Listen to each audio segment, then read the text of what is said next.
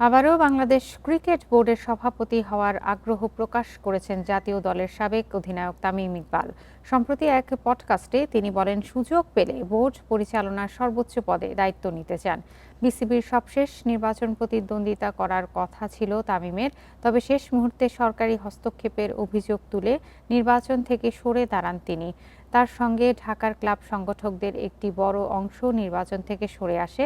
খেলা ছেড়েই বিসিবি সভাপতি হওয়ার ইচ্ছা কেন তামিমের, সে প্রশ্নের উত্তরও দিয়েছেন। প্রাণ লাগছে, খুব খাচ্ছি, আরাম পাচ্ছি।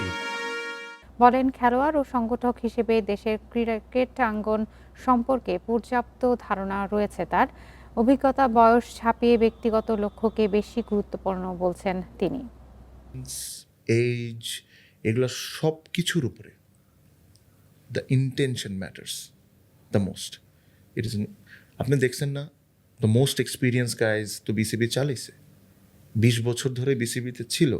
তো বিসিবি কি খুব ভালো করতেছে? খুব ভালো তো করতেছে না। এতদিন তো করলেন বিশ্বাস এক্সপিরিয়েন্সদের উপর, একবার বিশ্বাস করেন আমার ইনএক্সপিরিয়েন্সের উপর, দেখেন কি হয়।